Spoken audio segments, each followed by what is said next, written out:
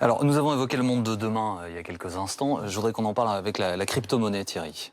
Oui, la montée en puissance, ce qu'on appelle les crypto-monnaies, est un phénomène très spectaculaire depuis plusieurs années maintenant. Ça s'est évidemment accéléré ces derniers mois. On estime qu'il y a à peu près 1000 milliards d'euros de transactions qui se sont faits à partir de ces crypto-monnaies. Alors, il y en a beaucoup. On connaît en particulier le Bitcoin, qui à lui seul représente à peu près 200 milliards d'euros. Alors, résumé très simplement, la crypto-monnaie, c'est une monnaie numérique qui s'échange de gré à gré sur la base d'algorithmes et selon des plateformes qui sont cryptées. Et encore une fois, ça se développe de manière très spectaculaire. Alors, est-ce que pour vous, ces crypto-monnaies, c'est une chance ?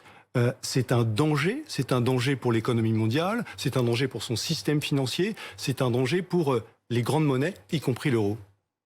D'abord, je dirais que ce n'est pas une monnaie. Les crypto-actifs, ce n'est pas des monnaies. Un jour, vous achetez un bitcoin, vous le payez 3500 €. Vous le rachetez 6 mois plus tard, vous le payez 38 000 €. Il est à 33 000 € en gros aujourd'hui, Voilà, c'est près de son seuil maximal. Il était monté jusqu'à 38 000, il est redescendu à 33 000 et il continuera peut-être à redescendre et puis peut-être à remonter aussi. Donc, de ce point de vue-là, c'est un actif hautement spéculatif sur lequel s'enrichissent ou s'appauvrissent les uns et les autres. Mais pour moi, ce n'est pas une monnaie du tout. Du tout, du tout. Il y en a un certain nombre d'autres du type Ethereum, etc., etc. Là où on peut plus parler de monnaie, c'est quelque chose comme Diem, qu'on appelait autrefois Libra, qui est la tentative par Facebook de mettre en place un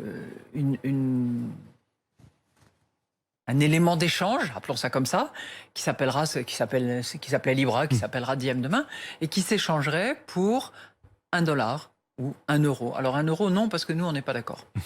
Mais 1 dollar, peut-être, après tout. Donc ça s'apparente un peu plus à de la monnaie, mais pas tout à fait, parce qu'il n'y a pas une seule banque centrale pour garantir ces volumes qui seraient investis dans ce type d'éléments. Pardon, est-ce que la différence fondamentale, c'est que pour Libra, par exemple, vous êtes d'accord ? Alors que la crypto-monnaie qui se développe sur la blockchain avec ce qu'on appelle un open data, chacun peut faire ce qu'il souhaite, c'est hors de contrôle. Est-ce que c'est pas ça qui pose un problème aux banques centrales ? Rien ne me pose problème. Ce qu'il faut simplement, c'est que les consommateurs ne soient jamais spoliés et qu'ils soient parfaitement informés de la nature du risque qu'ils prennent. S'ils achètent un bitcoin ou autre élément de la même famille, c'est un actif spéculatif. Il faut qu'ils sachent qu'ils prennent un risque de spéculation majeure et de variation considérable de la valeur de l'actif en question. Sans compter que c'est en général ces éléments-là qui sont utilisés pour le financement d'un certain nombre de commerces qui se passent sur le dark web et sur lesquels, franchement, je ne pense pas que ni vous, ni moi ne serions particulièrement contents que nos enfants s'y amusent. Donc ça veut dire qu'il faudrait interdire ces crypto-actifs, les réglementer davantage ? Quelle est la solution ? Moi, je pense, si vous voulez, ce que je pense, c'est que, et c'est une réflexion qu'on engage au sein de la Banque Centrale Européenne avec l'ensemble du Conseil des gouverneurs et les banques centrales nationales qui en font partie, il faut impérativement que si une activité est conduite par un acteur privé, cette activité, si elle s'apparente à de la monnaie, entre guillemets, elle soit soumise exactement aux mêmes règles, exactement aux mêmes ratios, exactement aux mêmes mécanismes de supervision. C'est le principe, même business, même supervision, même régulation. C'est comme ça qu'on a essayé à peu près de sortir de la crise de 2008. Mais troisième élément, parce que là on a parlé de deux familles, les cryptos et puis les stablecoins, pour faire simple. Il y a une troisième catégorie.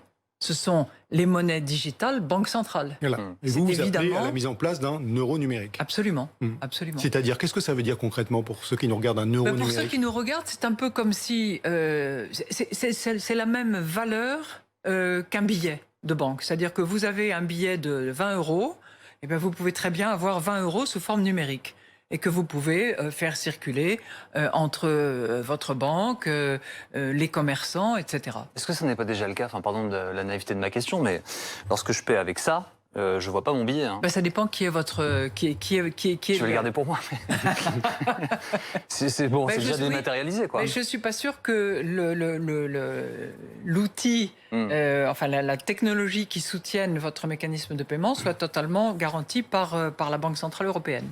Voilà.